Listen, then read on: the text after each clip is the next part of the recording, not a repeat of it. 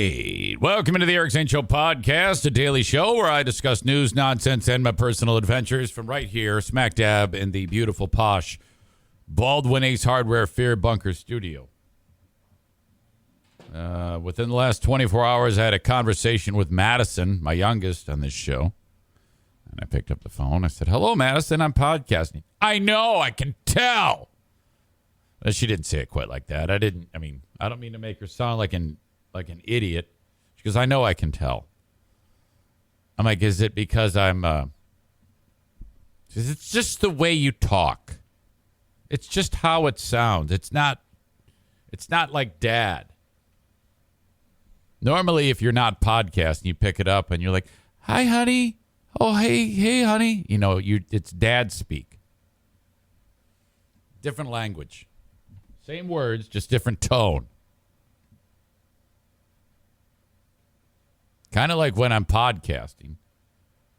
It has to have a layer of assholishness to it in order to be effective. I can't just sit here. I mean, it's a totally different set of circumstances that makes that a thing. But welcome. I'm glad you're here. Let me get right to it. I talked to Josh from the Meijer grocery store. If you're not familiar with where I live, it's Meijer's the big one. He has helped me gather all of the food and ordered it and set it aside, and they bring it out to Mike Ball's trailer for the great food giveaway every year. Well, the first 2 years that we did it. Year 1, we fed 100 families. Year 2, we had 100 meals. Same thing. Box of food with a Christmas meal for people. They just pull up at Irvine's Auto Repair, Grand Rapids Hybrid, no questions asked. We put the food in the car, and then off they go. Heck, we had food from, we had dog food. "Hey, do you have any pets?" "Yeah, I got 2 dogs. You need free food?" "Yeah." And then so the Grand Rapids Pit Bull Alliance, they're there. They put dog food in the car. Even the dogs get fed.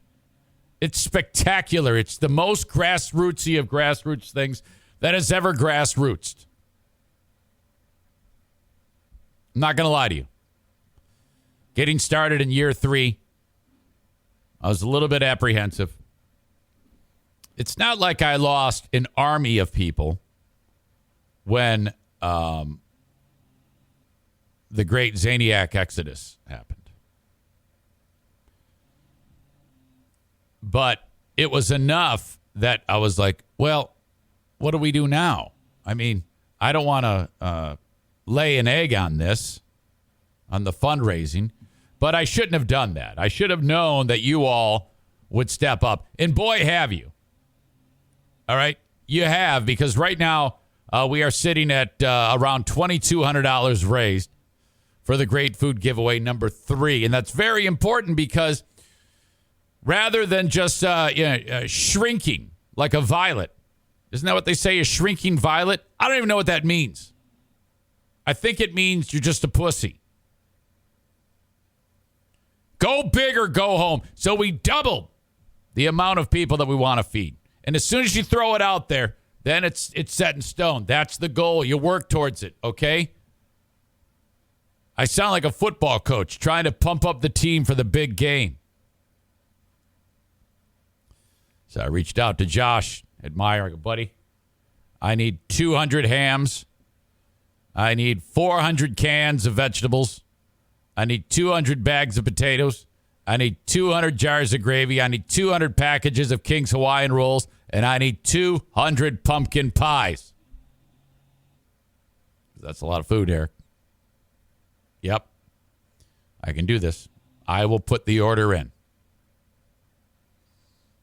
He goes, "It's gone up this year, the cost." And I said, "I know, and that's not Joe Biden's fault." He said, "The hams are 89 cents a pound, Eric Zane."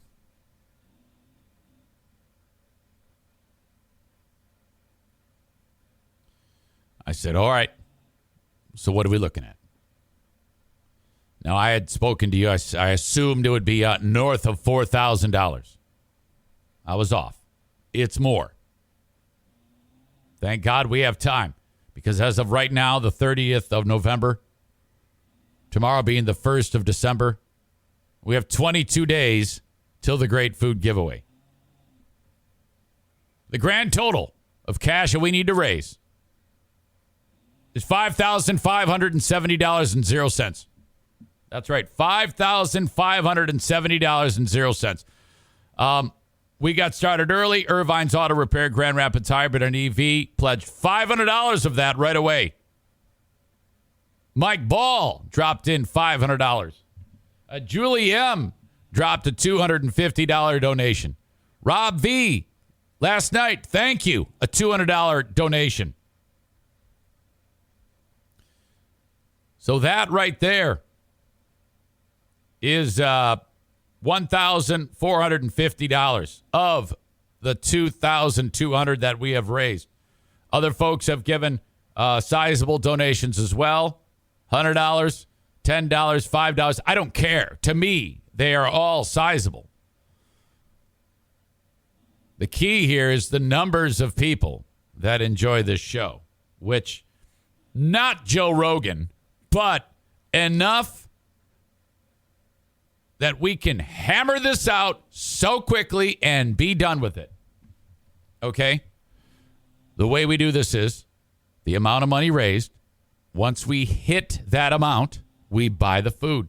And then as the donations continue to roll in, and they will, we then write a check to Kids Food Basket, which same goal in mind, keeping people from being hungry, in this case, kids, while they are at school. Thank you, thank you, thank you, as you consider a few bucks to throw the way of the great food giveaway. Now, how we're collecting this money, it ain't fancy. Never has been. I'm literally asking you to throw money to me like a fucking forward pass through Venmo and PayPal. I've been collecting your cash, and like I said, I'm paying very close attention to money that comes in through Venmo and PayPal. And then I'm very transparent with showing you the dollar amounts coming in and the actual money spent at Meijer. Take a picture of the receipt, and then off we go. Send it. Venmo at Eric Zeitunian, Zeitunian. PayPal at Eric Zane Show. If you're enjoying the show live right now, here you go. Boom. I have those for you. Thank you. So I am, we now have that goal right in front of us. $5,570 to raise for the Great Food Giveaway. Thank you. If you've donated, you're awesome. We have, like I said, enough of an audience that even with just some modest donations from everyone, we will destroy this. So I am really, really excited about it. Not at all intimidated by that number. We will hit it. With the early on donation by my sweet friends over at Irvine's Auto Repair, Grand Rapids Hybrid and EV, they asked me to pass along the sponsor-to-sponsor bridge. It was essentially a challenge. Essentially, in a lighthearted, sweet way, they're calling out sponsors of this show, saying, hey, we as a business are committing $500 to the Great Food Giveaway. They are hosting, of course, for this event on the 22nd of December. So they are urging a match by any business. Wow. And I would encourage you to go over. So if they gave 500, I would encourage 501. And then say, yeah, what do you think of that? And then the war starts. That's a fun way to do it. Or if you work, pass the hat around, send it my way, and we are going to feed people.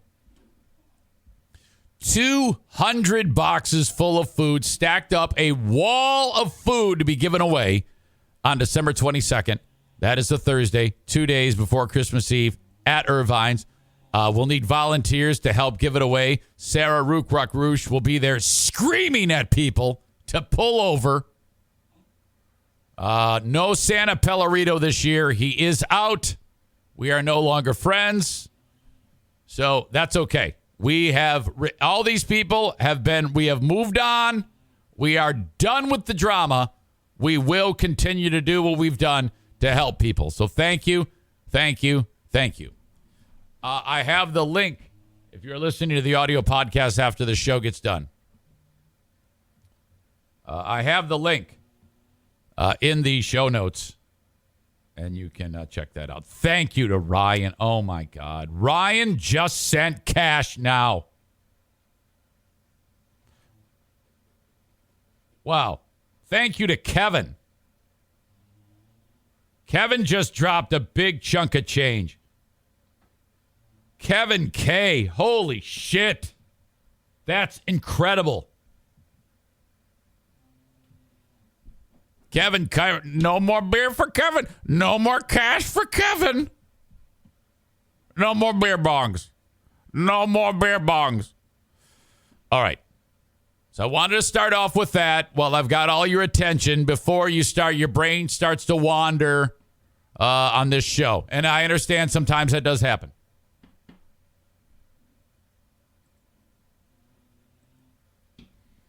Yesterday, Facebook fight. You are wrong and I am right. You are a stupid prick. You can suck my big fat dick. This is another Facebook fight.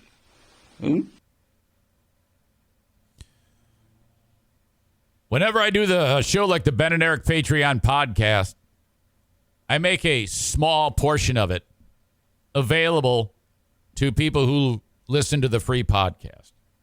The idea is put it out there. Maybe they'll like the 10 minutes and think, hey, it's worth a little bit of cheddar to check out the Patreon bonus podcast. It's a way I try to generate more audience.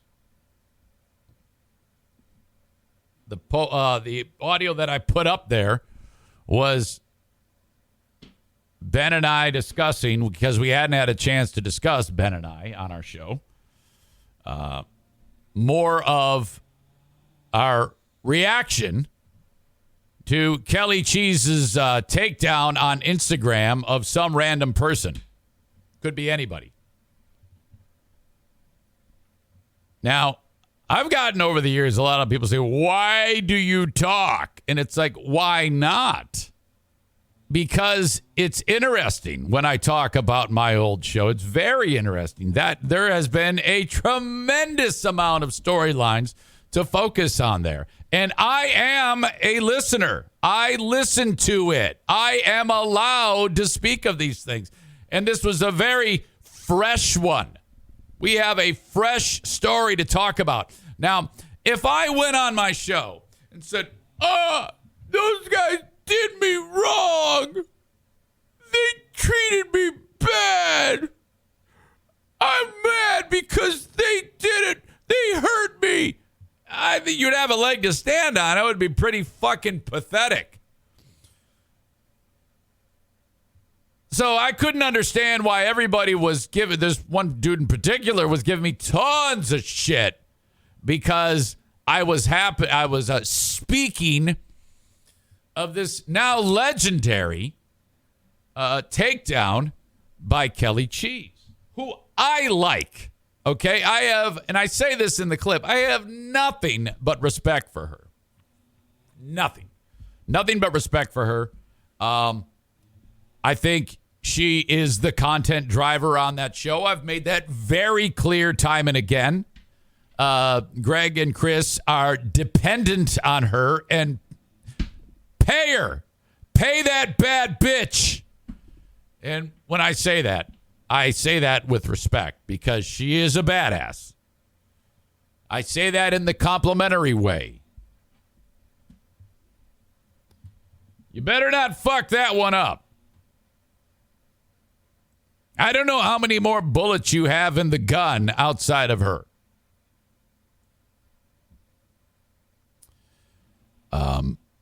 So I wrote Ben and Eric Patreon Freeview, Kelly Cheese's takedown, and an unwanted trip to Vegas. Well, it's just a little audio clip. No big deal. No big deal. By the way, I don't know if I mentioned this. I need questions for Dear Meathead. I officially have none. Zero. No questions in the hopper for Dear Meathead. So I'm busy doing the show. I don't have time to make them up off the top of my head. So if you have questions, things going on in your life that you have a question that you would like to run by my dad for Dear Meathead, brought to you by my friends at Baldwin Ace Hardware, please send it to me, Eric at ericzaneshow.com. Don't put it on the chat. I just won't see it. Eric at ericzaneshow.com. I need it usually 3, 4, 5. So think of something, send it along. I appreciate that. You're helping me. So I posted it, and okay. All right, yeah. So Kelly Cheese's takedown, which was an absolutely fantastic moment. Whoever she was taking down, could have been anybody. And then immediately there's a blowback that I'm even talking about that. People seem to think that if I discuss current shit going on that show, that it's some type of bad look. Okay? And this isn't at all about trying to rub anyone's nose in shit. This was interesting. For a change, I don't have anything to bitch about. It's a fucking great story. Now, on the clip, God, I should probably play it. That would give you a little bit more perspective. In fact, I will. It's going to take me a second.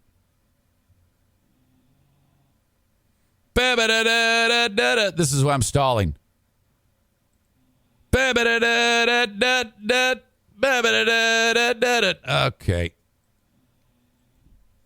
Give me a second here.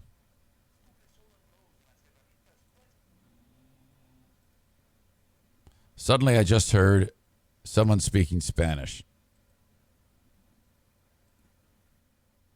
Advantage y su garantía limitada de por vida, porque siempre trae cuenta ser un pro. That's my own podcast. There's a commercial in Spanish. En Lowe's, oferta válida hasta el 2/1/23. Selección varía por lugar hasta agotar existencias. Debe registrar la garantía en los primeros 30 días de la compra hasta el 12/31. Hey, Nissan, how do you get to the top? Take a hard left in East Africa. It's not bad. I got a commercial for Lowe's in Spanish and then a Nissan ad. Where this It could be worse. is the new Nissan. Ben, I got a person who likes what we do on our show with our little Ben and Eric Patreon podcast. This was the discussion of the Ben and Eric Patreon podcast that I wanted to share with Ben, and I posted to the free platform. Here, I got a person who signed up on Patreon. Okay. Who, I was like, oh, thank you. I appreciate that. And and she said, I'm really liking the Ben and Eric Patreon podcast. And I go, well, that's great. I can't. And this person has been kind of in our little universe of news. Okay. And her name is Rachel. Oh, shit. Get out of here. Yes, I'm not kidding you. And Wow. She signed up for Patreon. I was like, you didn't have to do that. Come on. She goes, no, I like this show. I go, oh, well, that's fucking great. That's amazing. So, last time we met, you and I, we were discussing, this was the night, 2 weeks. Well, it's a little bit more than 1 week ago because we recorded at the end of that week. And then we're recording early on this week. That Joe posted his, hey, everybody, thanks for all the thoughts. There's been a lot of falsehoods being thrown out there about me. Right. And then Kelly Cheese, she posted that post. Could have been about anybody. We have no idea who she was posting about. But she laid Kick that. someone right in the nuts. Oh, what a fucking one-sided affair that was. That was brutal. I don't know, if you're someone who that was aimed at, could be anybody. Yeah. You never know who that was aimed at, how that special person who had that aimed at them would be able to fucking recover from that. Right. I would have crawled right back into the hole I was in before I posted that. Uh-huh. Whoever that was aimed at, yes, I would consider cutting off my dick, becoming a woman, and going to like a faraway land and starting over. It was such a brutal bit of destruction. It was. I would also like to say that there is no way in hell, in an appropriate setting, that I should ever be able to go up and buy Kelly Cheese a drink, because the universes cannot mix in the current setup the way it is, if you know what I mean. Okay. Yeah, I get you. But I am I'm just blown away at that she needs like a couple of drinks for that. Right. Just out of fucking respect. Out of fucking respect. Like one of those mob moments where you just like, Salom. Yeah, you walk and then seriously. you just leave. You don't act, you don't say anything, you just buy a drink and just tip your head. Hey, one of those deals. That's perfect. Holy shit. Okay. That's what I posted. I bring it up and I play it for you for context. So this was confusing to me because some guy named Kyler Kimball says, why are you always attacking your old show? Now, for him to write that on a clip where I'm not attacking my old show, I was confused. If there was a clip where I was attacking my old show, that would have been appropriate. So I was confused with that, and so were a lot of people. But for some reason, he took the fact that I spoke of them in whatever context to then go this direction with his complaints, I guess. Why are you always attacking your old show / employees? Seems a bit petty. I like you and wish you were still on the show, but it seems like anything you can get from them to make something out of it, you do. I don't know. And so right away, I'm like, well, dude, it's fucking interesting. It's something to talk about. If anyone should be talking about this, it should be me. I am unbelievably qualified. I'm the most qualified to talk about these things. Now, I'm not going to get in an insult fest with this guy because that always leads to me being banned. In fact, I just found out yesterday that Stu got banned again, so we will not have Fuck You Fridays for a little while unless he puts it out on a different platform, so I'm very disappointed about that. Brandon responded to Kyler Kimball with, he's not attacking anyone. He's not talking about, he says, you mean Joe? He's not attacking anyone in this preview. So Brandon's confused too, Brandon Love. Kyler Kimball says, the comment that I made was about Kelly, which is in this post. If you know how to read, not sure. And so I'm like, well, no, I just said that I respect the hell out of her. Did you listen to what I posted? So I obviously didn't. I don't know. So he says, doesn't make sense to me. Move on. So and then Steve writes, oh yeah, it's all sour grapes. Eric can't grow up. Well, wait what the fuck? What are you talking about? I wrote, did you even listen to the clip? No one attacked anybody. I can talk about whatever the heck I want. You don't like it? See yourself out. Then I wrote to Kyler, who accused me of attacking Kelly Cheese. I said, I am a fan. I think you're getting this wrong. Brandon says, I do know how to read. That's the guy that Kyler said, yeah, you know how to read. He goes, and I'm also able to listen. If you listen to the clip, he praises Kelly. And then I followed it up with, you keep suggesting that I'm attempting to take Kelly down. Did you think that I was being sarcastic, perhaps? I have nothing but respect for her after that Instagram post. Are you up to speed on that story? So I'm actually giving this fucker the benefit of the doubt. Several other people jump on board, ripping me a new asshole. I'm thoroughly confused. I have no idea what the fuck is going on. Kyler says, I really don't care what you post, Eric, because I still follow you. But you seem to always bring up Free Beer and Hot Wings and the people on that show anytime you can for whatever reason. It's annoying. Not only to me, but a lot of people that still listen to you and like you, obviously. Then he says, you're a podcast. Remember that.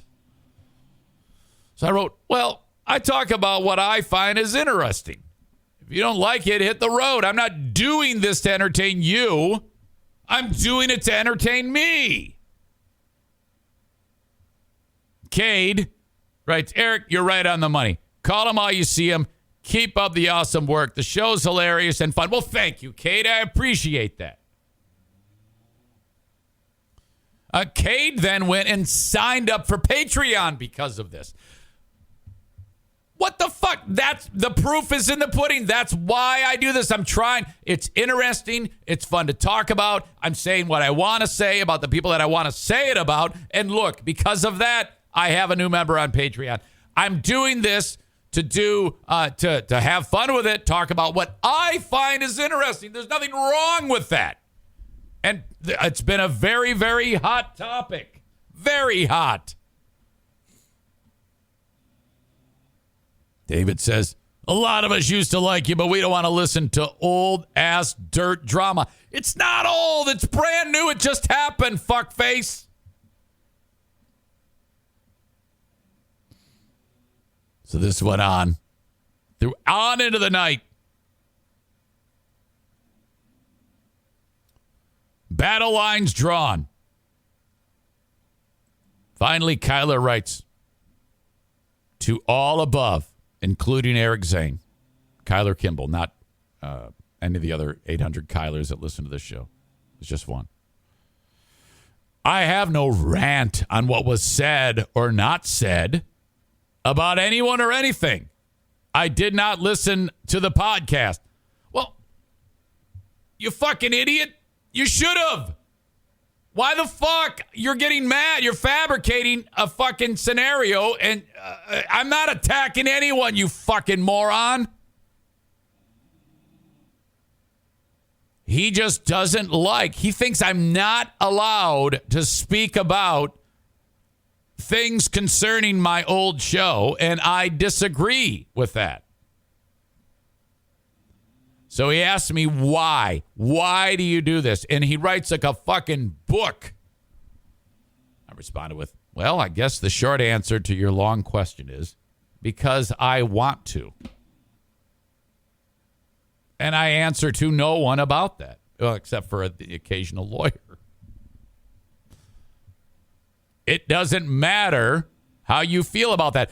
If there's something gigantic and dramatic on that show, like a person resigning who's been there for a decade and a half, and I decide to talk about it, and then out of the blue, I get a letter threatening a lawsuit. If you don't find that interesting, you're a fucking idiot. Okay? You are an absolute idiot. Julie wrote to this guy, hey, it's called content and giving listeners what they want to hear. Some people enjoy it, some don't. I don't care. She seems to enjoy it, though. This guy, Kyler, gets snotty with her and says, so you want to bring up the past, which I'm obviously not. It just happened. And then he says to her, LOL, you make no sense. Go to bed. So he's being an asshole to her. So I wrote, don't be a jerk. She likes it and you don't. Not the end of the world. James says, because I am a fucking loser with a washed up show. All right. Josh R says, Kyler Kimball, you should follow the show on Twitch. I'd love to see you get a 600-second ban. All right. At the end of all of this was a huge success. My work is done. I had a fantastic day yesterday. Plenty of people enjoyed the show, and that makes me happy. That's the point of all of this. Thank you to everyone.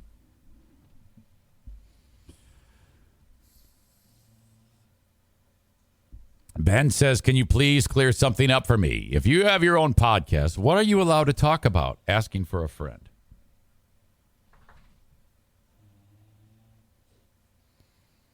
All right. Again, email the show, eric@ericzaneshow.com. If you have any questions for Dad on Dear Meathead. Dad, that's your radio voice. I can tell you're doing the show. For those that are getting the show right now on Facebook, Twitter, and YouTube, the time has come to part ways. I do that to remind you that if you want the full show, you must go to Twitch. The full show, as it happens live, only happens on the platform Twitch.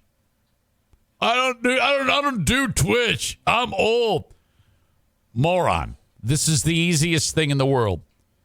If you're at your desktop or laptop, go on the internet, open up another window, Twitch, twitch.tv/Eric Zane. There I am. That's it. Hit follow, make a little name for yourself on your little username, and then you can contribute on the chat. All right. Twitch.tv/Eric Zane Live, or download the Twitch app, search Eric Zane Live, and you're in business. Thank you. As always, email me whenever you have a question, comment, or concern, eric@ericzaneshow.com. On the Shoreliners Striping inbox, and as always, the audio podcast is available for download shortly after this live show on Twitch concludes.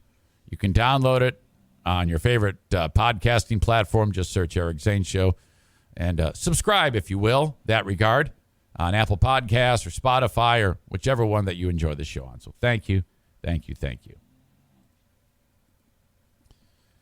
Facebook and Twitch brought to you by Irvine's Auto Repair, Grand Rapids Hybrid and EV. Twitter brought to you by Frank Fuss, My Policy Shop Insurance. I'm sorry, YouTube brought to you by Frank Fuss. Got to get this right. And Twitter brought to you by Blue Frost IT. Speaking of my old show, by the way, they have the day off today. Greg, his mother, is under the weather, and I wish her nothing but the best. She is in Florida, and she had to get a pacemaker. So very wisely, he dropped what he was doing and went to visit her in Florida, and that is awesome. She's always very, very sweet. So I hope there is a, what do you call it? A quick recovery, and all is well. So they decided to take the day off yesterday. It is worth mentioning that I am thoroughly confused for fans of free beer and hot wings. Greg not being there should not be the show has to stop. I urge them and encourage them to do a show like when they're down a man. Why do you do that? Yesterday, they were there, and there's 1 billion things to talk about. And they did a hybrid, like, we're talking about what's going on in the world, but we're going to do a best of show. But they're there. They were on the air. Greg was not there. He had to travel. And then today, they're not there at all. What the hell is going on there? You've got decades of experience between everyone in that room. When Greg's not there, there's 4 people there. No offense. But if I can sit here for 3 hours every day between 2 shows alone with no commercial interruption or breaks other than when I have to go tinkle, you better damn well be sure that you should, what am I saying? You absolutely should be able to do a show. And one that would be fantastic. You have all the tools. What's going on over there? I don't know why that happens. And if you're a fan of both shows, I think that's a legitimate question. What the fuck?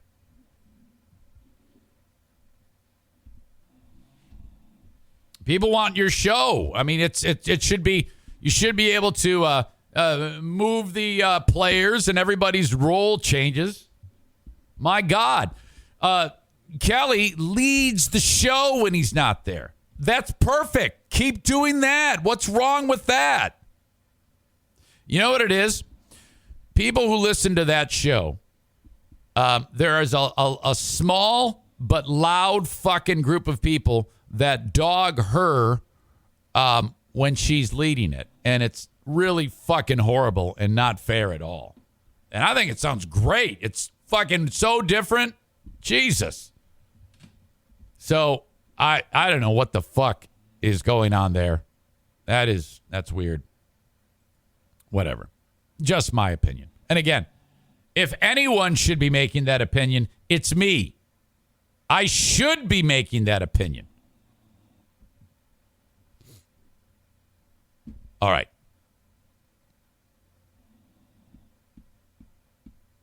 Merriam-Webster's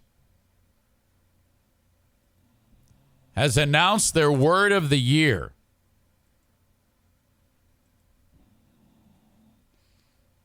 Every year they do this, and they base it on internet searches. I know that some time ago in the past year, I swear to God, I did this. I had heard of the term, and I looked it up, and I was like, oh. And it took me a couple times, because I'm not the smartest, for it to sink in as to what's going on. I read it, and I go, oh, I do this every day. Not for evil. Some do it for evil. In fact, I know of one person in particular who does use this for evil. It's a fictitious person known as Joe Gaslight. Let me remind you that this show is a work of fiction. Names, characters, places, and incidents either are products of my imagination or are used fictitiously. Any resemblance to actual events or locales or persons living or dead is entirely coincidental.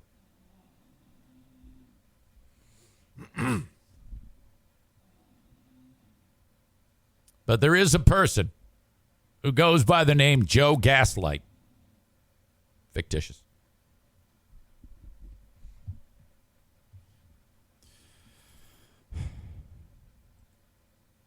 Merriam-Webster's defines gaslighting: psychological manipulation of a person, usually over an extended period of time, that causes the victim to question the validity of their own thoughts, perception of reality, or memories, and typically leads to confusion, loss of confidence, and self-esteem.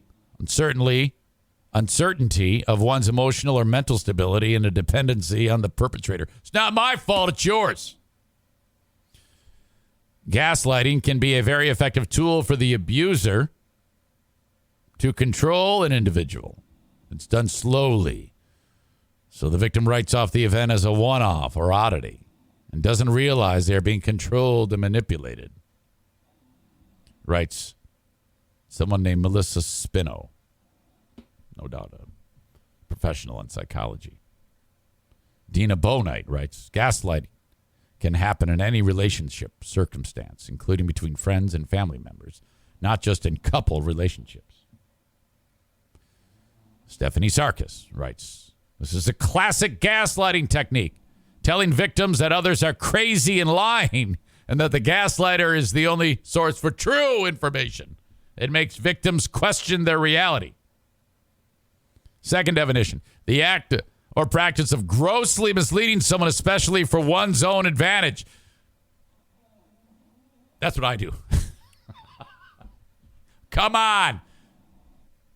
Joking. Kind of. Election season can create emotion spanning from immense anxiety all the way to extreme apathy. The public arguing, divisiveness, and competition for votes, including political gaslighting, can be overwhelming and exhausting. So all sorts of examples of gaslighting.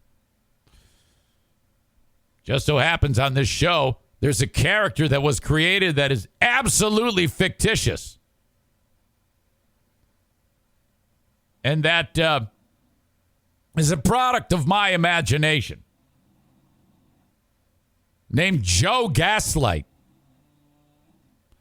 As it turns out, the word of the year is gaslighting. So, if you're a person in an entirely fictitious way, a couple of years ago, beats the shit out of some chick, and then somehow the chick is gaslighted so amazingly, she vouches for the abuser. All in a fictitious story that I'm telling you right now. To get the abuser who's gaslighting the victim off so that the victim or so that the gaslighter doesn't get in trouble. Then the gaslighter and the victim, then they part ways in an ugly scenario. The gaslighter then goes and gaslights everyone, bad-mouthing the victim, gaslighting anyone who will hear, as the message is, per se, broadcast to the world in this fictitious scenario. Of course, names, characters, places, and incidents either are products of my imagination or used fictitiously. Any resemblance to actual events or locales or persons, living or dead, is entirely coincidental, especially in this story. Well, anyway, so then the people on the receiving end of that message from the gaslighter are like, well, boy, the gaslighter's ex-partner sure is a fucking lunatic. They've all been gaslit. The victim's upset, slinks away, demanding some type of redemption, but gets none. The gaslighter moves to his next victim, builds the relationship up to a point it all seems well, until one final night on a holiday, there's a horrible scenario where another victim emerges. And the gaslighter has injured the victim, has gotten abusive again.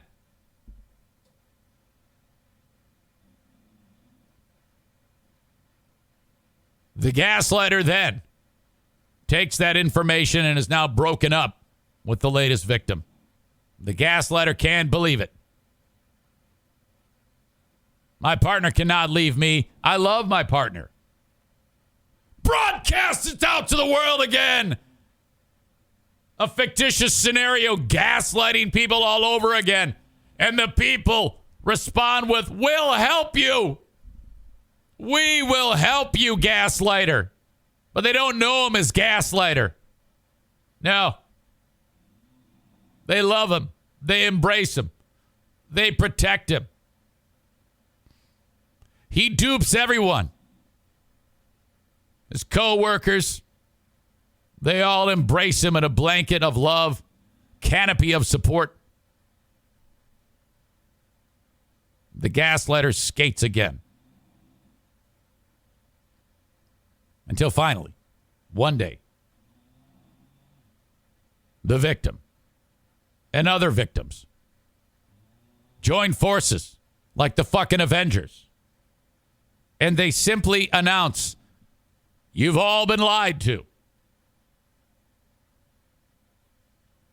And somehow, this time, the message sticks.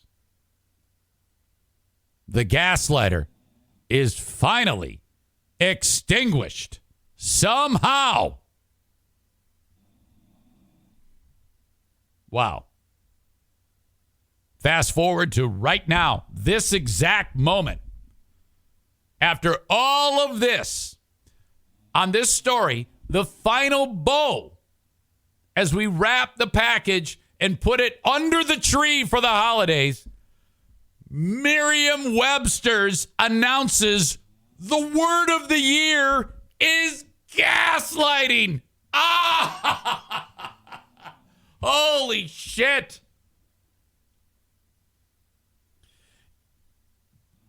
In this fictitious work,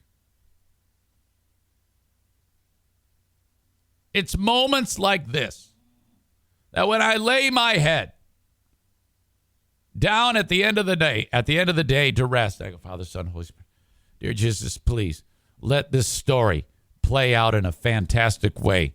Just let the universe come together and give me a nice bit of finality to it that will make me shriek with joy. And this happened. Wow. The word of the year is gaslighting. Incredible. It couldn't get more perfect than this. What a saga in this fictitious story that I am telling you right now. Absolutely a work of fiction. I appreciate you guys listening to my fictitious story right here. Okay? You're very, very kind. Once again, Dear Meathead questions, eric@ericzaneshow.com. That term, though, comes from a 1938 play. I'm sorry. It's a film called Gaslight. Wait a minute. I'm sorry. A 1938 play and a 1944 film. In both of these, a nefarious man, I'm not kidding you, the main character, this is the epilogue portion of this fictitious story. Except this part isn't fictitious. You're not going to believe it. The main character on the film and play Gaslight, a nefarious man named Joe, attempts to trick his new wife into thinking she's losing her mind, in part by telling her that the gas lights in their home, which dim when he's in the attic doing dastardly deeds, are not fading at all. Both the play and the film are widely popular, with a renamed version of the play running for more than 1,000 performances on Broadway, and the 1944 film earning a Best Picture nomination and an Oscar. For Ingrid Bergman, partly due to the film's popularity, the noun gaslight became a verb too. In the context of the film, gaslighting refers to the psychological manipulation of a person over an extended period of time that causes the victim to question the reality, according to Merriam-Webster. Wow. Part of what I just said was a lie. I have no idea what the name of the main character in that was. I cannot gaslight you into convincing you that the main character was named that. But wouldn't that be fantastic? But I can't even maintain that.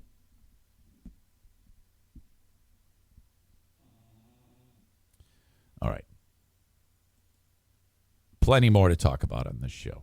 But first of all, if you want more podcasting every day, because this is the free one and it's powered by advertising by my great sponsors, I do a second podcast every day called the Patreon Bonus Podcast, one of several different shows that are on there each week.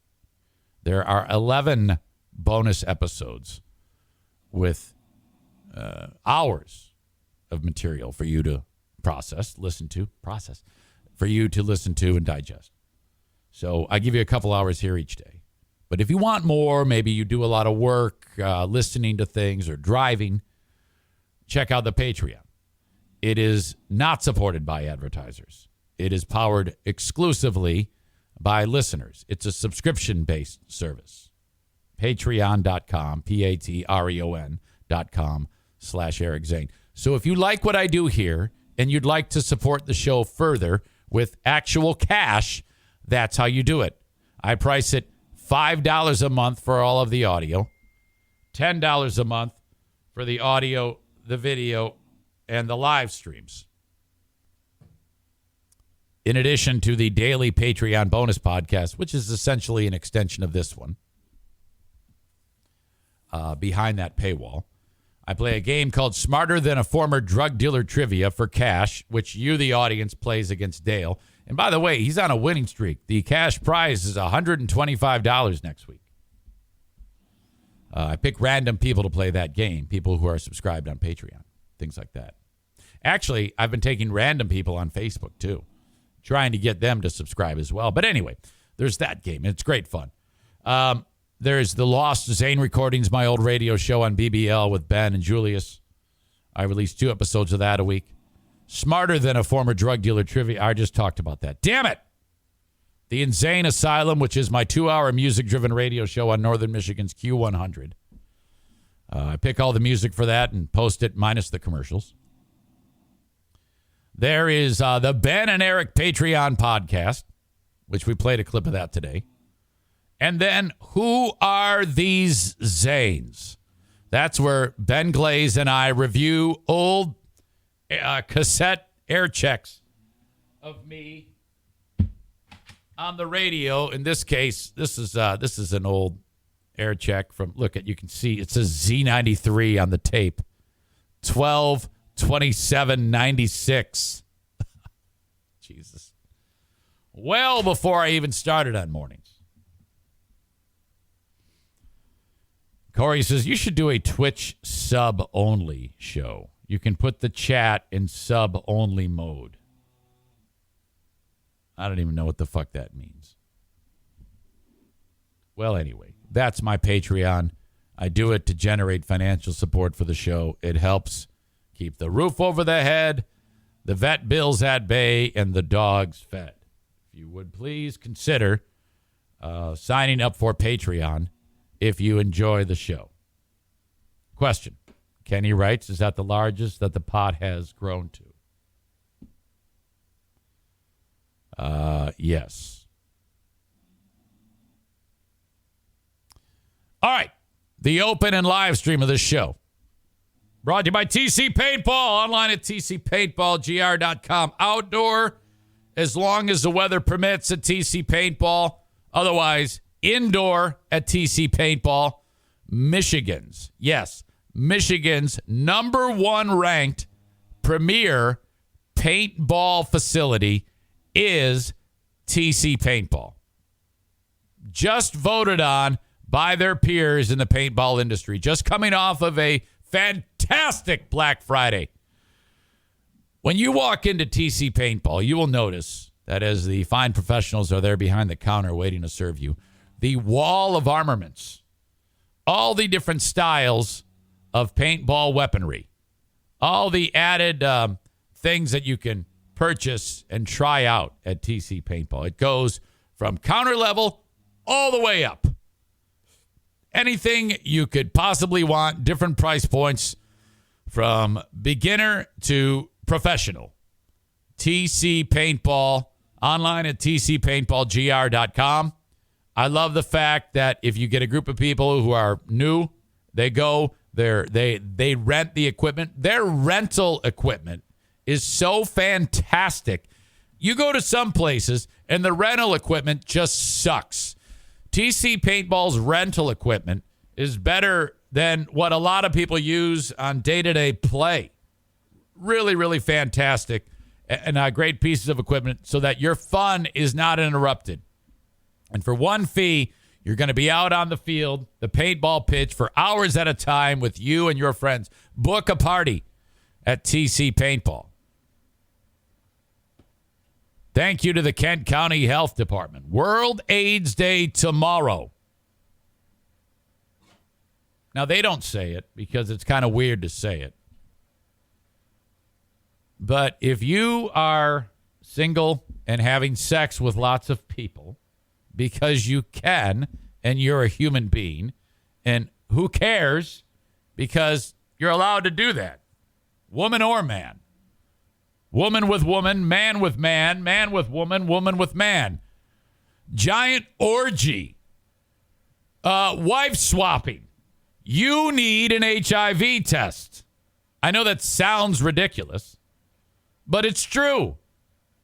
Not only do you need an HIV test if you have numerous sexual partners, you also need the pill that can protect you because you live that lifestyle, which no judging here. I mean, fuck, anybody that judges anybody over that shit is just jealous. Shit, there's like a fucking hair bugging me. Hope it's not a pube. Anyway. So my point on all this is to stop, hopefully maybe one day, the spread of HIV to people. Get a test. Okay, because if you do have that HIV in your system, it's slowly weakening your immune system till one day you will come down with AIDS and possibly die. A cold could kill you, for God's sake. So the way the medicines are right now, you can absolutely take medicines that can lower the amount of HIV in your system to an undetectable amount, and then you can live with it for your entire life. That's where we are on treatments. On World AIDS Day coming up, it's important that I spread that information to you. So you don't need to share it with anybody. All you need to do is listen right now that if that's the boat that you are in, you have numerous sexual partners, get an HIV test, because the last thing you want is to weaken your immune system that could hurt you, and then AIDS, and then you're dead, for fuck's sake, or you're spreading it to other people. Holy shit. AccessKent.com/health. This is very, very important. And not just any health, not just the Kent County Health Department, any health department. On World AIDS Day, they're having testing all day long at the Kent County Health Department. Jesus. AccessKent.com/health. It's a lot of AIDS talk. I've come a long way from when on the radio, which I still maintain is one of the funniest things that has ever happened. There were numerous people driving around and listening to the radio throughout the WGRD listening area. And you were hearing a commercial play from the Michigan Department of Health or some shit saying, it's World AIDS Day and I will survive. It's like a really serious voiceover. And then you hear Louis C.K. say, would you just please die of AIDS? Oh! Shit. Then you hear Peter Griffin, you have AIDS. I'm here to tell you, boy. Oh, fucking horrible. But that's funny. That is just funny. I got in so much trouble over that shit. Jesus. Where was I? Thank you, A&E, Heating and Cooling. Joe, I'm pretty sure that the folks from Irvine's Auto Repair, Grand Rapids Hybrid, and EV might be like leaning on you to try to trump them in the Great Food Giveaway business sponsor donation. They know that you are making fat stacks in the heating and cooling world, and they also know how incredibly generous all Mexicans are.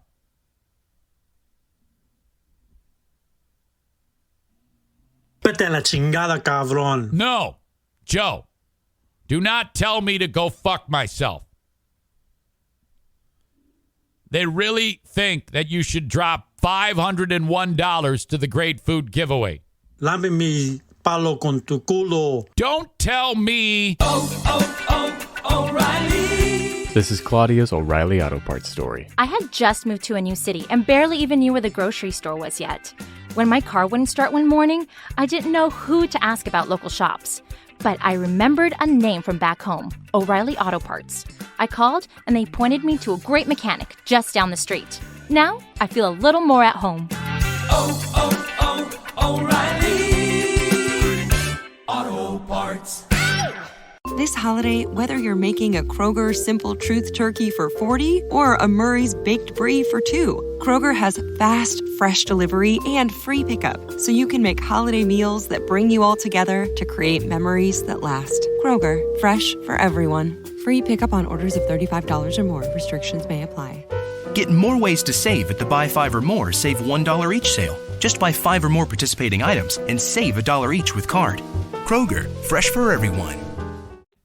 To suck your dick with my butt.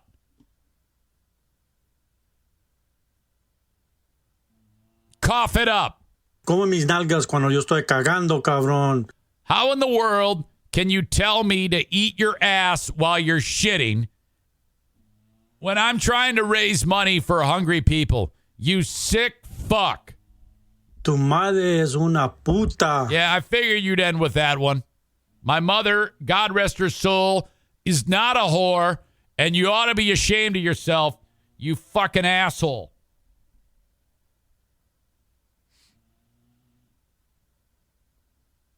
Anyway, A&E Heating and Cooling, 616-516-8579.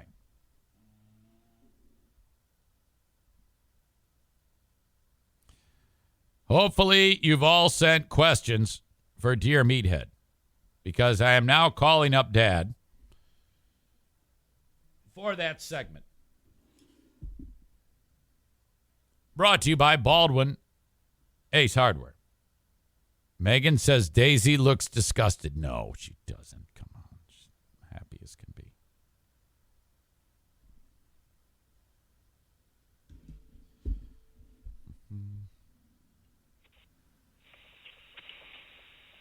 Good morning. Ruby.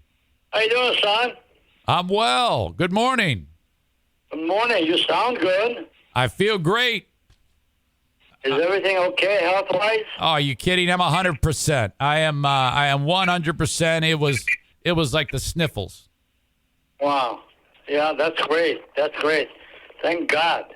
Right on. I'm assuming. How about your brother? Do you hear anything from him? Yeah, he feels fine. He actually had this? Yeah, I did too. Yeah. Well, I thought he had it more serious than you did. Yeah. Or is it all the same? Yeah, he absolutely did. So, you know, I think he took some medicine and he feels great. Okay, but he's not at work. I don't know. I don't know if he is at work. I don't know if he is at work. I say he travels all over, you know. Yep. Oh. Yeah, I think he's home right now. And I hate to ask out of fear that you're going to say that you guys feel terrible, but are you okay? I mean, you were exposed to COVID because of me and my family. How do you feel? Well, you never had any sign of it. Everybody feels okay? Joanne, you feel okay? She's doing fine. She's my doctor. I'm so sorry if there's any anxiety as a result of this. I know I am very, very anxious. No, I don't have any issues. All right. Okay, Dad, I don't have a ton of questions here. So Well, yeah, everybody's probably locking themselves up. yeah, if anybody has a question, you can send it along, eric@ericzaneshow.com. I only have one question as of right now, so this might be the shortest edition of Dear Meathead ever. Well, hey, maybe we all need a break, huh? Oh, yeah. No problem at all. Maureen writes this. Dear Meathead, my question is this. Good morning. Are you following USA soccer in the World Cup? I actually watched a little bit of the Iran against America, which we ended up beating them by 1 point. Right. Okay. Yeah. Now let me ask you. That's where you used to live. I played on the team.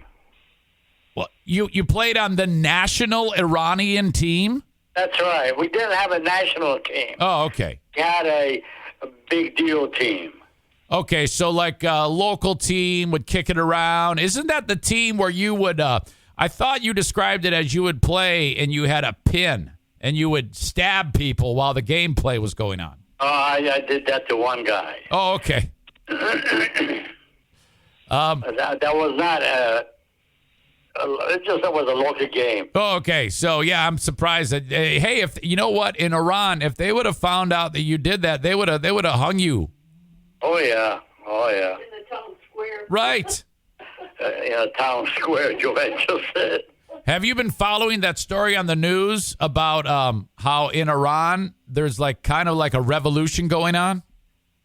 No, I haven't. Well, I haven't even heard about that. Yeah, there was an incident where a 22-year-old young lady was killed because the authorities did not like what she was wearing. Yeah, they're restrict religious-wise. Yeah, and that's the most ridiculous thing I've ever heard in my life. They're back in the old centuries. Yeah, and can you imagine? I mean, but it was worse when you lived there, wasn't it? No, we didn't have any issues. Well, that was before the Islamic Revolution. The Islamic Revolution. Oh, yeah, we did not have any of that issue. I had a corner of a city that we always traveled over there. Right. And there was 10 of us. Right. Did women have to cover up when they went outside back then? Yes. Oh, they did? Yes. So Grandma... Well, the religious people did it. The Iranians. Okay, but it wasn't because Grandma was a Christian. We were persecuted. Right. But did Grandma have to cover up? No. Okay. Yeah, there now... It doesn't matter if you're Christian. They went backwards. Oh, yeah. Now. It's a complete, pardon my French, it's a complete shit show. Yes. No, the chador is what they call it. The word chador was the cover. Right. It's the garb. It's a no-show. Joanna says it's a no-show. I had another question, and it just popped into my brain, and then it left. Maureen continues, do you watch soccer on TV, or do you find it too boring? No, I've been watching off and on. In fact, I watched the Iran's game, and they lost by 1 point. Yeah, well, I can't get into it. I'm not going to lie. No, I didn't want to follow it. I didn't watch the whole thing. I mean, I can see playing it would be fun, but I can't follow it. It's too slow. It just... Yeah, it is. It is. Stevie asks this. Hello, Ruben. Christmas is almost here. What is your favorite holiday tradition or memory? Dad, take us back. Wait a minute. Repeat that. She says, Christmas is almost here, Ruben. What is your favorite holiday tradition or memory? I can tell that I don't have any special... Oh, come on. Thoughts. I really don't. Well, don't you? There's a tradition, and it's, you get together on Christmas Eve and have a party. Yeah, we get together. Well, yeah, that's a tradition. Yeah, we do that. Yeah. But And when it's done, it's done. And you play Santa Claus. And we play Santa Claus. I play Santa Claus. Right. So we're doing that again this year. I don't know. No, we're not. No? We can't. According to Joanne, we're too old. Oh, my God. Hey, I get it. I understand. We're going to their houses. Yeah, we're going to their houses. She's right.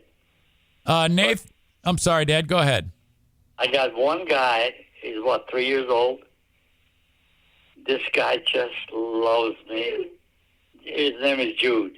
That is your great grandson, right? Yes. Yes. Sam's little boy. Sam is Sam's boy. Yes. This guy will come, just seizes me and runs out there, sits next to me. Yeah, I just love that guy. Yeah, it's wonderful seeing all those kids. Yes. Yes. Hey, speaking of grandson, grandpa, I had a discussion the other day. I can't remember if it was on the podcast. I just realized your dad, my grandpa, I don't know his name. Gregory. It would be Gregory. Okay. His name was Gregory. So, do I say Grigor? Gregory would be an Armenian pronunciation. Gregory is an American name. All right. Now I got it. I did not. Can you believe I didn't know that? I barely remember, So his name was Grigor Zaitunian? Yes. Okay. So when he passed away tragically, you were very young. Is there like a grave somewhere in Iran where he is buried? I have no idea. Mother took you to the grave before you left. Yeah, there is. Yeah, there is. Joanne just reminded me. Before I came to America, my mom took me to the graveside. Wow. To, say goodbye. Goodbye. So somewhere in Iran, he is buried. But, I really don't have any fond memories of my dad. Oh, I know. I remember. It's very traumatic. He was quite a hothead. He was a difficult man to deal with. Right. I say that now as an adult. As a kid, I remember when he came home. He used to have one of the vehicles that's got wood sides. I'm gonna stop you right there because is this the one where with the baloney? He sent us to get the food. From right. And you were messing with the lights and the horn. And we started screwing around with the lights, and he showed up. Oh yeah, I remember that story, Dad. He grabbed him up and took him out there by the bridge. He was going to throw him in the river. He was going to throw Uncle Garo into the river. Holy crap! Yeah, and we live right across the street from a police department. Cops grabbed him. Right. Yeah. Thank God. Again, you had paid them off in silverware. We all know that story. Yeah. Oh, yeah. That's right. No, my dad was a very stern man. That was one of the. I remember that, but I don't know what he did to me. That was one of the best investments you ever made in making sure that the cops had eating utensils. No. They bring it back. I don't know if they washed them, brother, or not. Oh, I know. I'm very. That's very, very, very wise that you placated those people because when you needed them, they kept Grandpa or Uncle Garo from getting murdered. Oh my God. Yeah. That would have been a disaster. All right.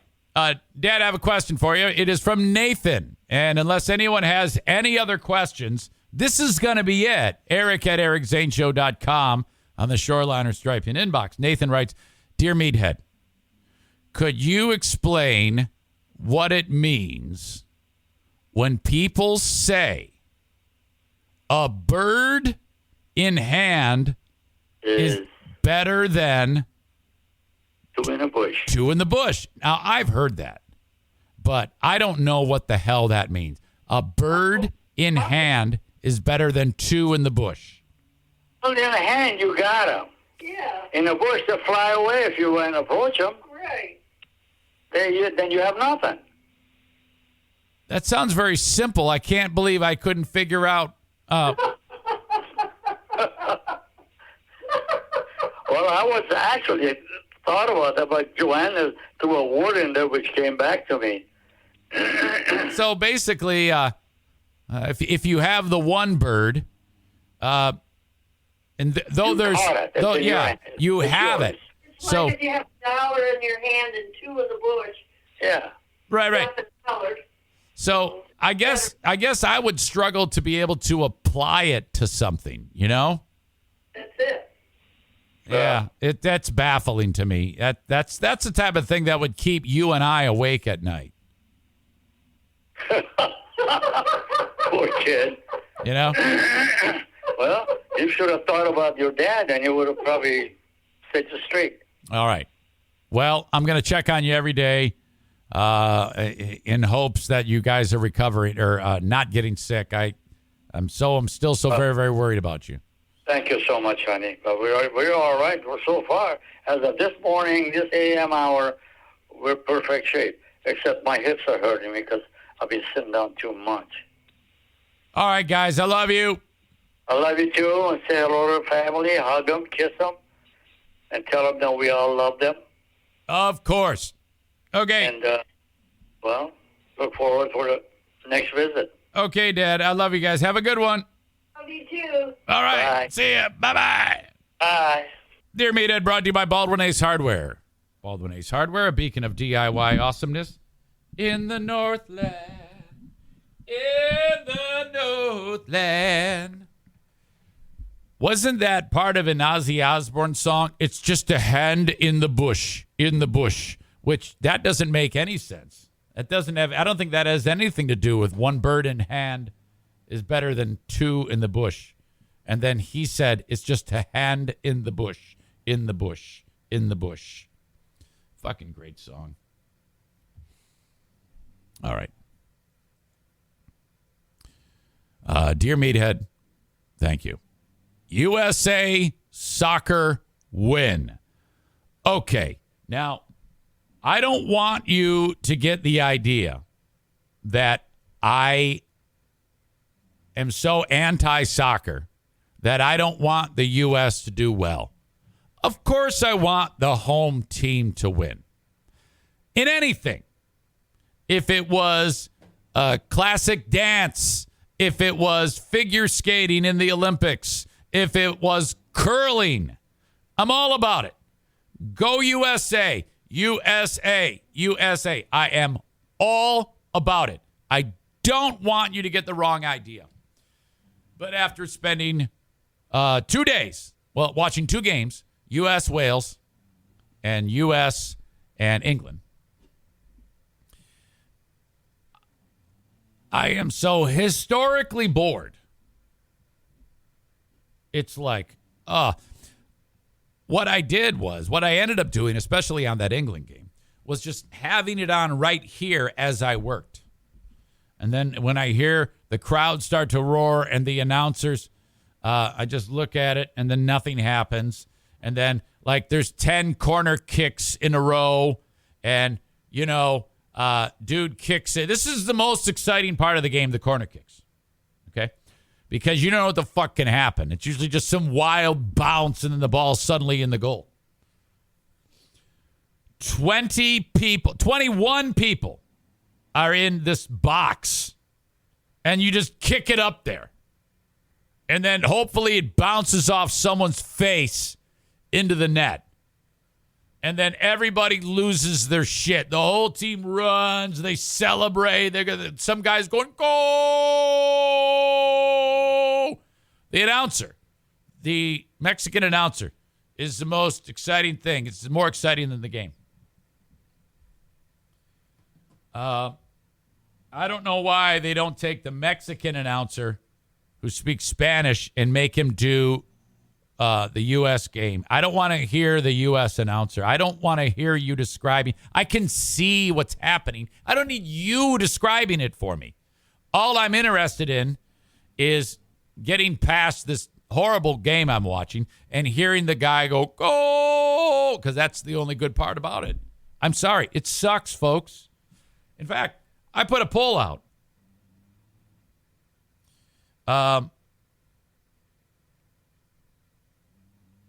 The poll goes like this. The U.S. advances in the World Cup. Do you care? Of the nearly 100 votes, 69% said, no, I'm bored. 31%, yes, I love soccer. That is those are official results. That is a great snapshot for people. I'm surprised there's 31%. It stinks. Oh, God. However, the U.S. does beat Iran. They advance to the round of 16. They now play the Netherlands on Saturday. Good luck. I hope you win. There is a bit of dramatics to this that I think actually is worth talking about. And thank God for this, okay? Because the star player for the United States is a young man named Christian Pulisic. No one in America has heard of this guy. No one. He is now famous because his name is being mentioned for the U.S. team. Now, after the World Cup, he will then go back into obscurity. He plays soccer for some professional team. It doesn't matter who he plays for. He probably sells life insurance during the off season or sweeps the floor at a local shop because he doesn't make any money playing soccer. That's not even true. For some reason, the rest of the world pays these guys a ton of cash. Ridiculous. Sean says, speaking of polls, what's the rank on the Freeburn Hot Wing Show Reddit poll for favorite show member? Joe won that poll, and I was second. Free Beer was last. That's embarrassing. The two highest vote getters on the on a Reddit thread that everyone hates me on, and I haven't been on that show for 7 years, and I get the second most votes, only to the guy who everyone's in love with who just got fired. Well, I wouldn't say everyone's in love with him. I shouldn't say fired either. That's all a mistake. I didn't say that. That's a mistake. I have to retract that. He was not fired. He resigned so he can he's into sports and fitness now, according to Instagram. That's what he does. Chris in Maine says, Pulisic has $50 million over a 5-year contract. What? That's horrible. Ugh. There is a high degree of drama here, as Pulisic's dick and balls were smashed into oblivion. I am not kidding you. Look at this. Here he has just scored in the third game for the U.S., only their second goal, which is just horrible because they won the game 1-0. In 3 games, they've scored 2 goals. What a pile of shit.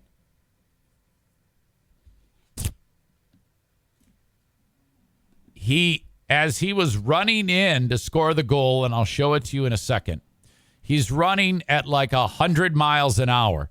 And this Iranian who's wearing porno star thigh-high socks, his whole knee, as he was running towards Pulisic, smashed his penis and his balls, and they actually exploded.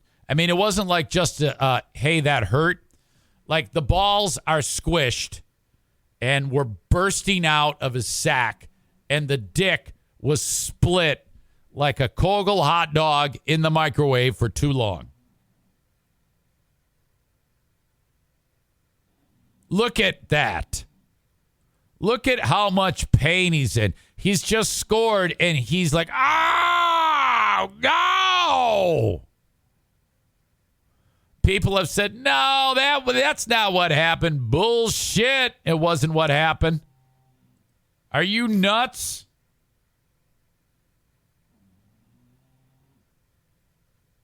Incredible. Let's get after it.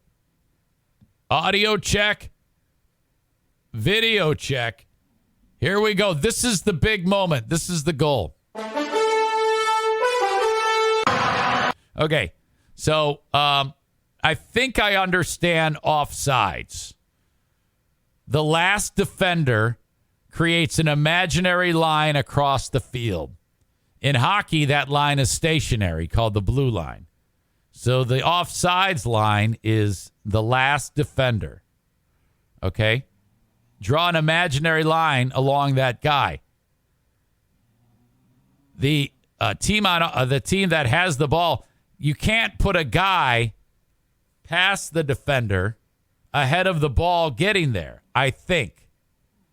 If one of you soccer dicks knows, to confirm or deny if I've fucked that up. Robinson, back for the captain, Tyler Adams. Austin McKay making a big run. How'd you see Pulisic? This is, okay, here he is. He makes a break. This guy with the ball sees what he's trying to do here. Now, this goal of the 90 minutes of gameplay, this 10 seconds is exciting, and that's it. It does not equate. 10 seconds of excitement for 90 minutes of viewing is not fun. Austin McKay, okay, now, to me, he's offsides. He's clearly offsides. How is he not offsides? He's way offsides. Big run, it's meant for him. Dest is stuck in behind. Dest into the middle. Pulisic. Okay, that wasn't Pulisic. That was the other dude who centered it to Pulisic. Run, it's meant for him. Pulisic's coming in here about to get his dick crunched. This dude who's offsides, unless one of you can explain to me how he's not. Dest is stuck in behind. Dest into the middle. Pulisic scores. Might have paid the price. Oh yeah, he paid the price. Takes the lead. I don't know enough to be able to tell you how he wasn't offside. And as the ball comes across, it's Captain America to the rescue for the 90. Captain Smash Dick. And as the ball comes across, it's Captain. Maybe it's you have to be behind you can only be behind the defense if the ball's in the air. Is that what happened? Oh, great. Now I got an ad. Shit.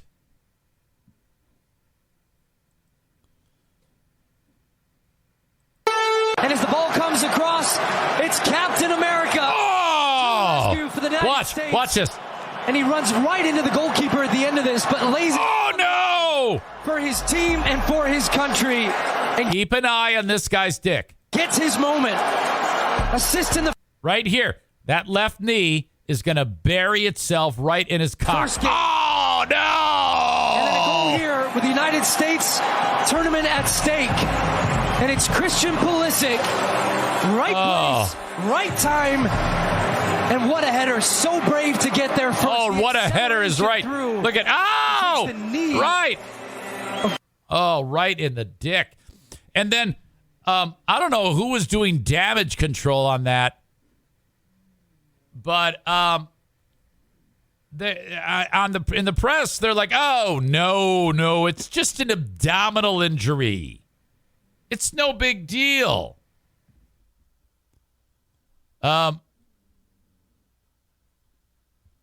As you scroll down, though, he ended up playing a little longer, Pulisic, and then he went to the hospital for smash dick syndrome, and he doesn't care. He's so fired up. Look at this guy.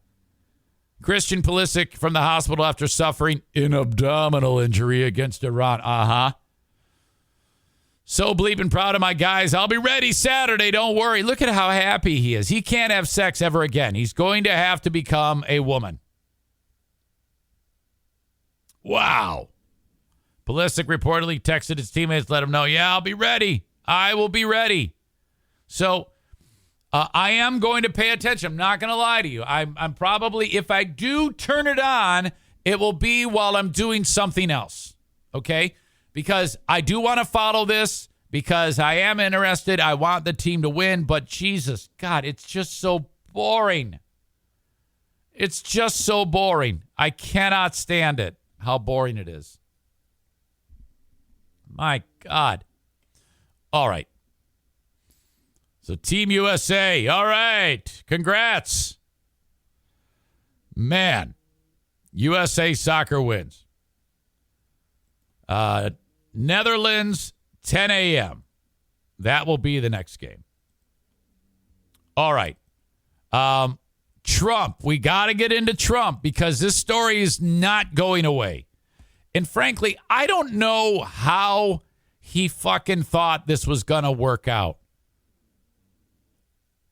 At a time when it's becoming painfully clear that the country is over things like election denying and Trump endorsed candidates. That was made clear in the most recent election. A lot of people leading up to the election, the midterm, expected it to be a red wave. It was not. And, you know, a lot of people in the Republican Party are like, well, fuck, maybe he's not the guy. Maybe people are moving on. Maybe we shouldn't. And if if he is coming back, and he announced he's running again, perhaps he shouldn't hitch his wagon on all the things from the past. And I think that one of the things that could trouble him, maybe, would be this business of glomming on to now fucking anti-Semites. Why would you do that? You know, if you're going to appeal to anybody, why would you go that route? Of all the things that you could do, there's a million and one things you could focus on. You could make up stories about the economy being the way it is because of Joe Biden. You could talk about COVID restrictions. You could talk about, you could even talk about election fraud. Okay, that to me is more acceptable than the first thing you do after you announce you are running for president is to have dinner with a Holocaust denier and influencer, Nick Fuentes, who is a guest of Kanye West, who has basically shot himself in the foot, losing billions of dollars in business because of his connection or with all of these companies like Adidas, because he's like, fuck the Jew. So he had a meal with two Jew haters. Jesus. And he had them over to his house and they had a meal. Now Republicans are turning on him. Mitch McConnell said, it was a terrible idea to share a meal with people who hate Jews. That was a bad move in any sense to have a meal with Holocaust deniers. I think that. Now, I don't know if it matters because when Trump told all those shitheads to attack the Capitol, McConnell said, I've had it with Trump. Enough is enough. We have got to move to impeach Trump. And then, a month later, he's like, I love Trump. Trump is a great individual. Lindsey Graham, after Trump had all those assholes invade the Capitol, he's like, enough's enough. We cannot have, I'm out. We ain't doing this anymore. I am out. I cannot support this for one more second. I am going back to my chambers. I'm getting fucked in the ass by 3 black guys, and then I am denouncing Trump going forward.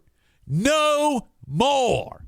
And then, 5 days later, Lindsey Graham says, my asshole is the size of a coffee can after having copious amounts of sex with 3 enormous black dudes. And I just want to say, I love Trump. Those things happened. So now the Republicans are like, what the fuck, man? How the fuck are you doing that? Now, whatever. I mean, they're going to end up supporting Trump anyway because they're a bunch of gutless assholes. Republican James Comer from Kentucky, I don't know, maybe he's one of these rhino guys, which I love the rhinos. I'm Team Rhino. Rhinos are the ones you want to win. He is expected to take the mantle of the House Oversight Committee chairman come January. He criticized the meeting in a Sunday Meet the Press interview. He certainly needs better judgment who he dines with, Comer said. I know he's issued a statement and said he didn't know who those people were, and he did. He said, I had no idea. I had no idea who they were. I wish I could do a Trump impression, or I wish I knew someone who did a fucking Trump impression. I wish I just had the president reach out to me from time to time. That would be great. As you know, when the story first unfolded on Friday, Trump earned the Asshole of the Day award on this show.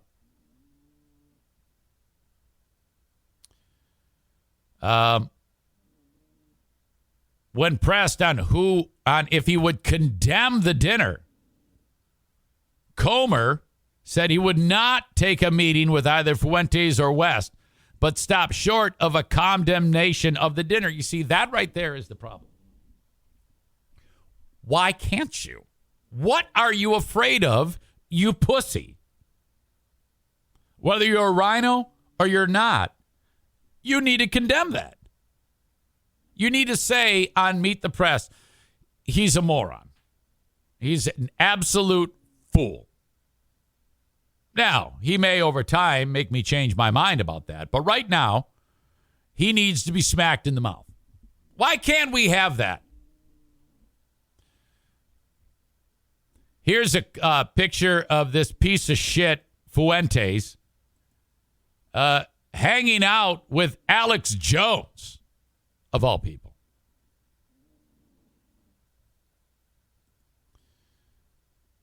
My God.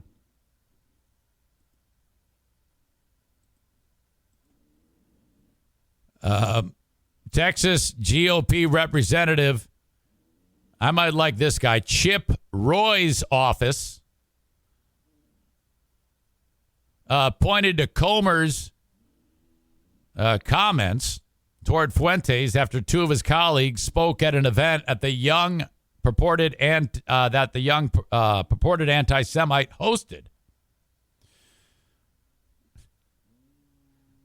Texas GOP Representative Chip Roy said Nick Fuentes is an asshole. Roy said the congressman added he was frustrated by colleagues who have chosen to associate in this situation. Well, I like that guy. Former New Jersey Governor Chris Christie, who I still like him. I still like him. I really do. He's done some shitty things, but it seems like every time Chris Christie talks, I'm like, fuck, I hate that you're making sense.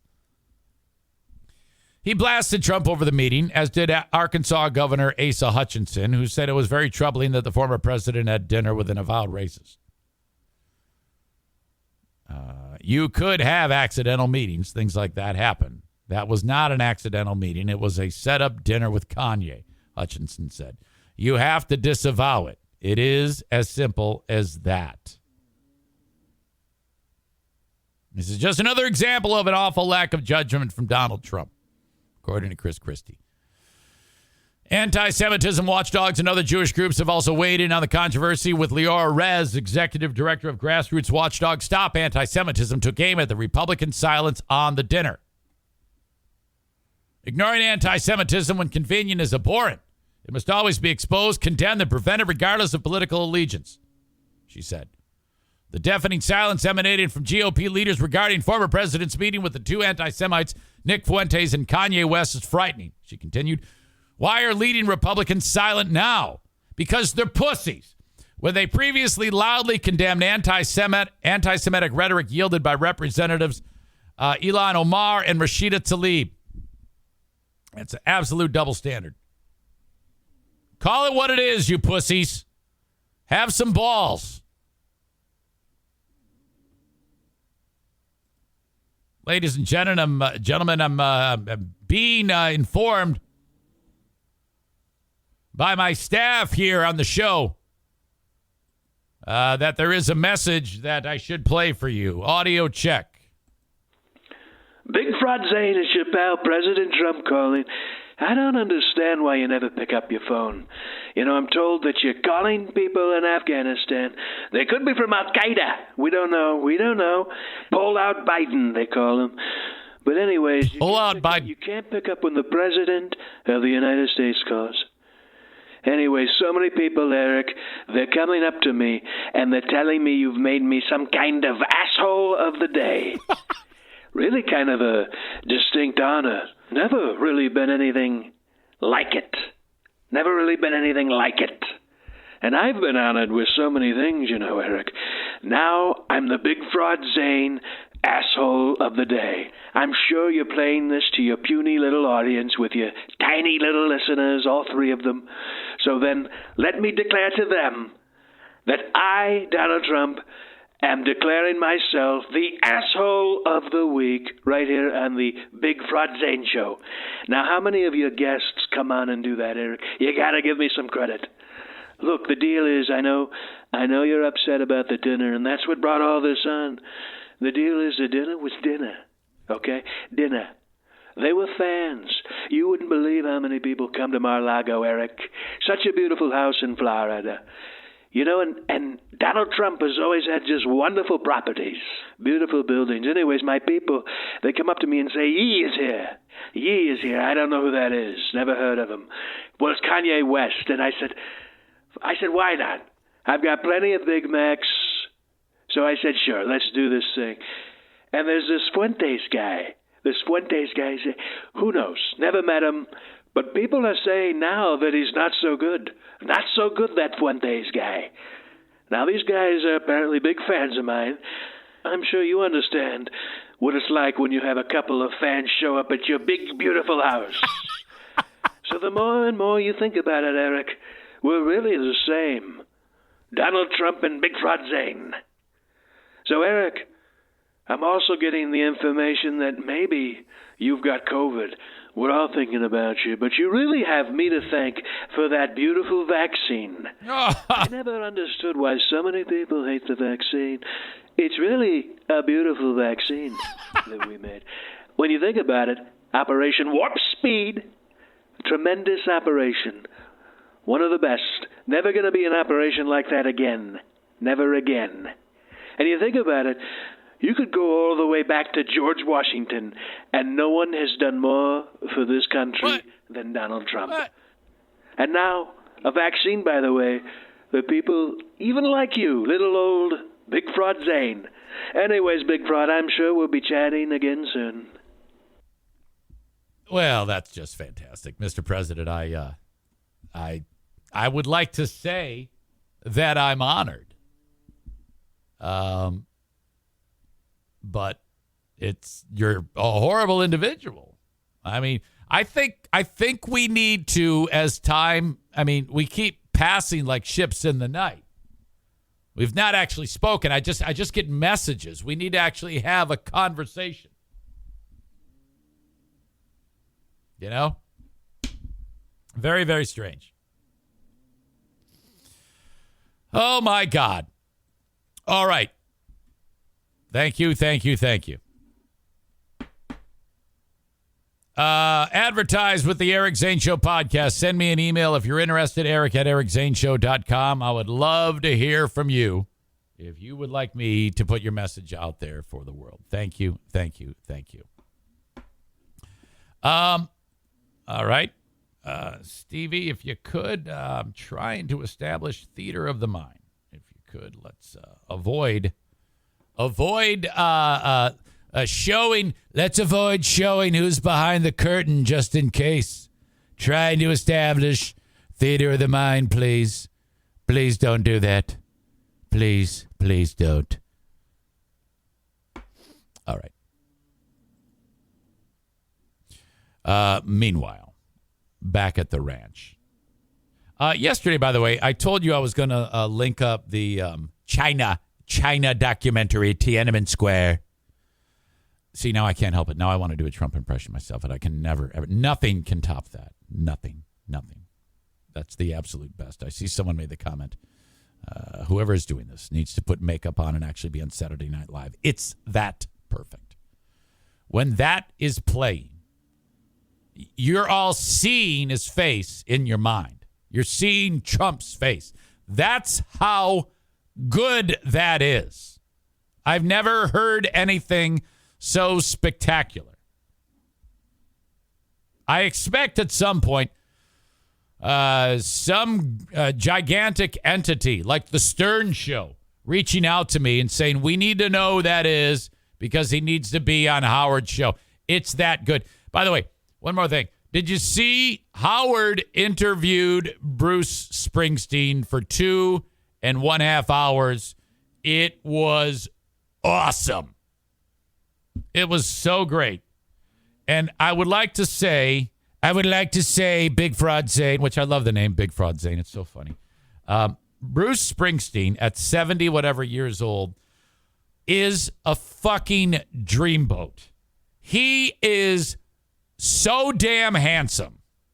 And you all know, if you've listened to me for any amount of time, I am not afraid of telling you how handsome certain men are.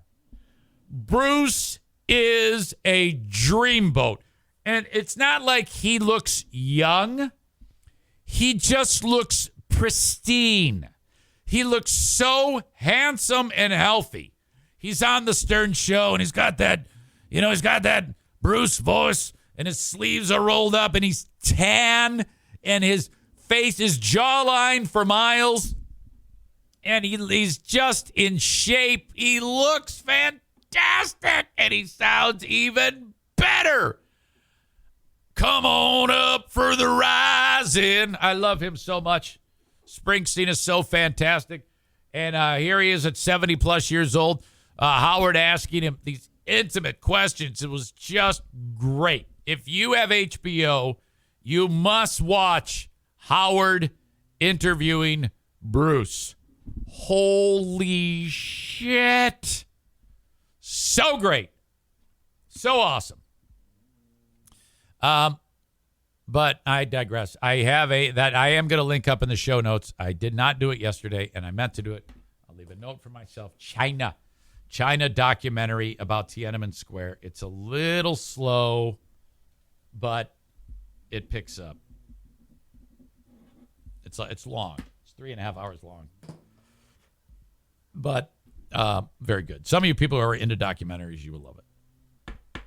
Oh my God.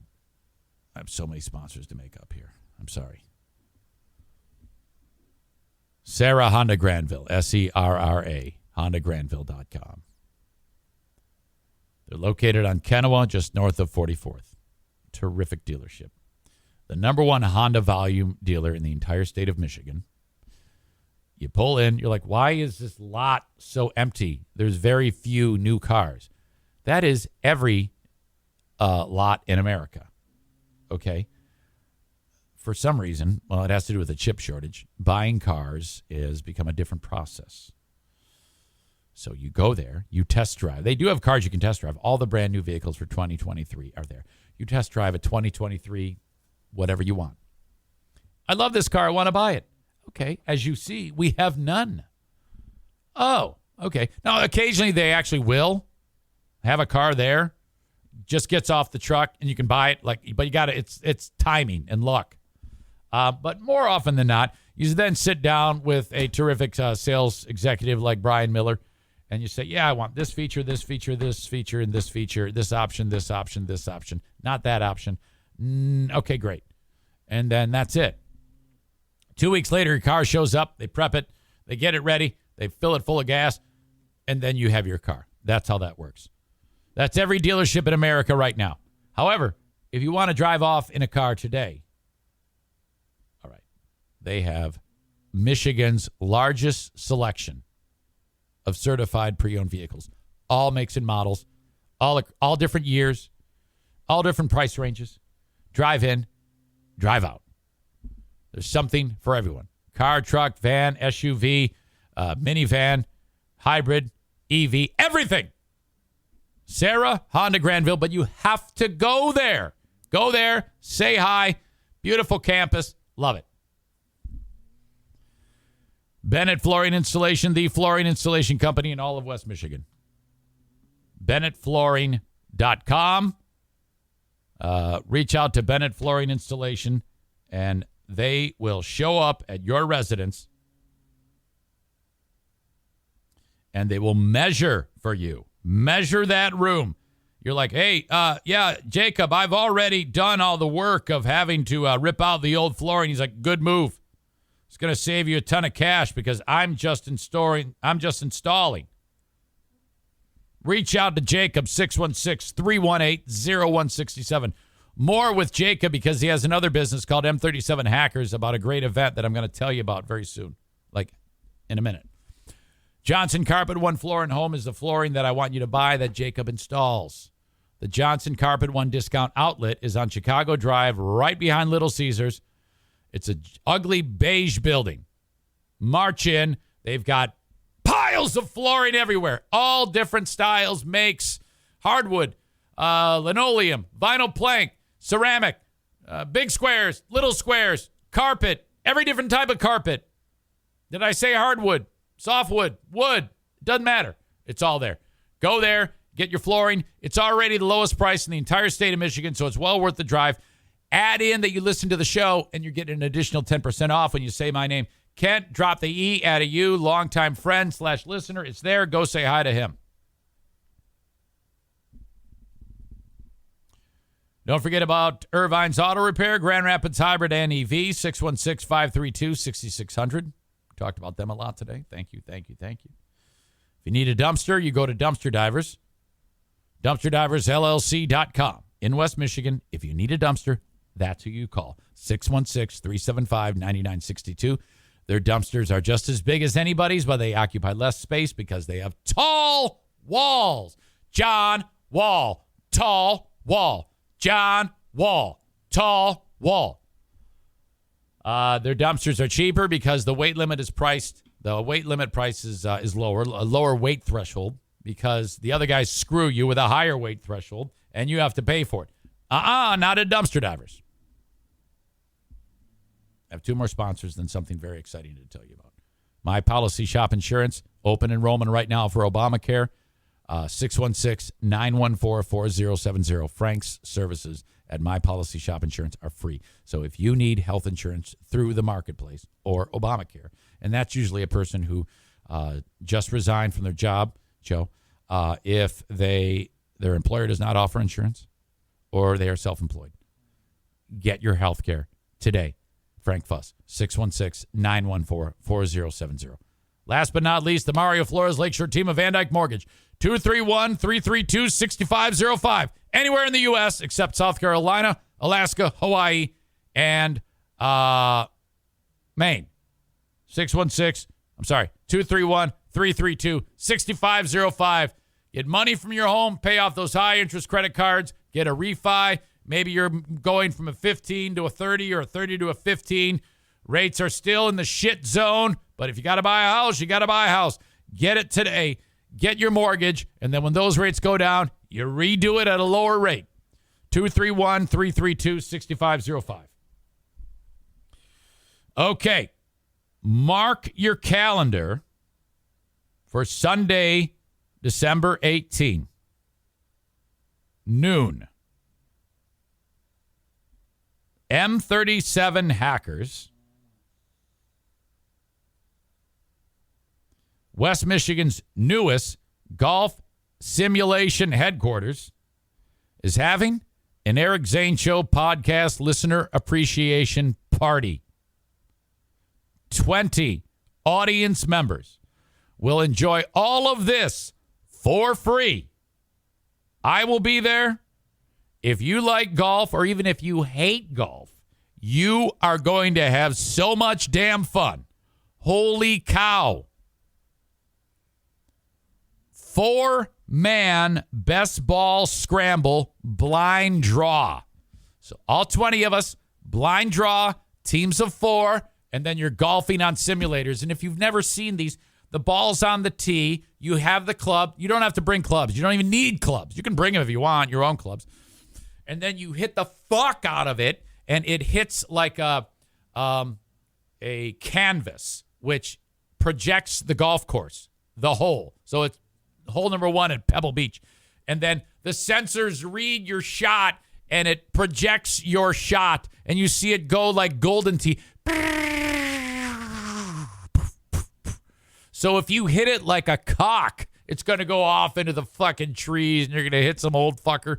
It's that fun. And then you go, shit. And then Kyler's drunk. Fucking shit. Man. Bring your own beer in a cooler. They don't sell alcohol. Okay? But you can bring a cooler. Holy shit. Bring the DD and the cooler. Oh, my God. It's going to be awesome. First prize wins $300. Longest putt, $50 prize. Closest to the pin on the Golden Tee Challenge. Wait a minute. $300 first prize, longest. Wait a minute. I think I'm fucking this up. $300 first place prize. Longest putt, $50 prize. Closest to the pin, Golden Tee Challenge, $50. Closest chip challenge, $50 prize. Wow. What I'm going to do is I'm going to post on Facebook. All you got to do is like it. And you'll be in the drawing. That is December 18, noon at M37 Hackers, West Michigan's premier golf simulation headquarters.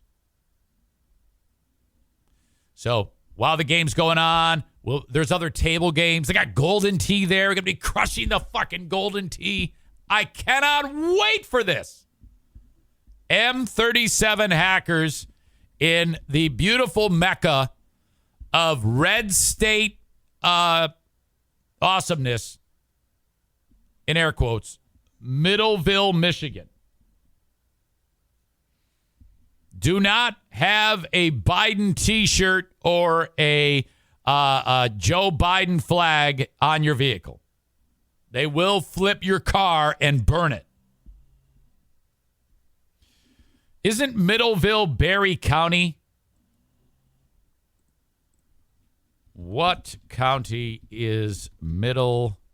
Aha! It is Berry County. We should have Dar Leaf show up there. And we can play Stump Dar Trivia. Dar Leaf is Michigan's stupidest sheriff. We could bring Dar in and have Stump Dar Leaf Trivia, or the Dar Leaf Trivia Challenge for prizes. I heard he's recovering from monkeypox.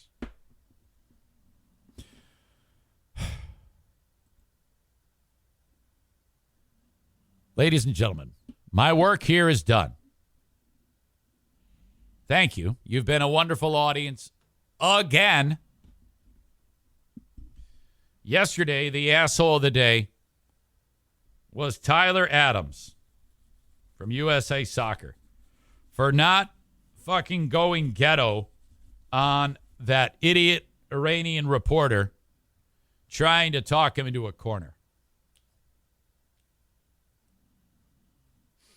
All right.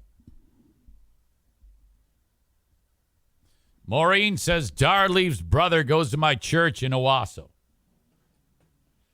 Ryan suggests that the asshole of the day be the goalie that smashed the guy's nuts. I don't know about that. I have no idea who the asshole of the day could be today. Everyone has been very well behaved on the chat as far as I could see.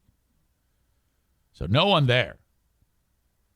Oh, you know what I didn't talk about? I'm going to have to save it for the Patreon. The college football playoffs. Oh, my God. All right. Well, I hate to do this because I don't want to piss them off again and get another angry phone call. Who am I kidding? I absolutely want another angry phone call. This isn't going away. It's got to be Trump. Trump is again your asshole of the day, as he cannot escape the whole having the dinner with Jews thing.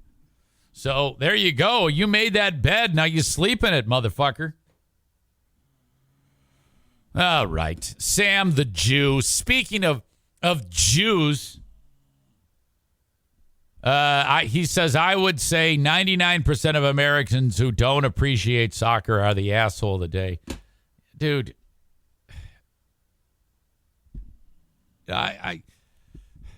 It's a good thing you're near perfect. First of all, you're Jewish. That's good. You have the most beautiful growing family I think I've ever seen. Your lovely wife, Leah, your beautiful child. I forget the child's name, but she's as pretty as a picture. You, I believe you're like a veteran, aren't you? And I don't know, because you're not one of these dickheads who wears a hat all the time announcing that he was in the military. You're so good. How can you like soccer? That's disgusting. Thank you, folks. Have a good one. Talk to you on the Patreon. Bye-bye.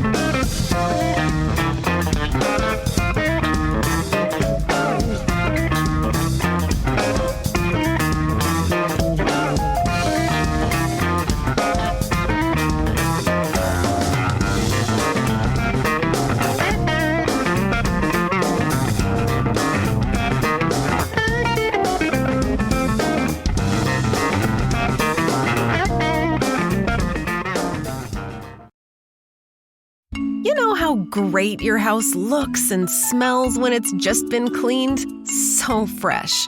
And somehow, a clean house makes your head feel fresher too. With a housekeeper from Care, you can reset your house and your head as often as you like for less than you think. Find a great housekeeper, set a schedule that works for you, and check cleaning off your to-do list so you can put your mind to other, more fun things. Get the housekeeping help you need at Care.com.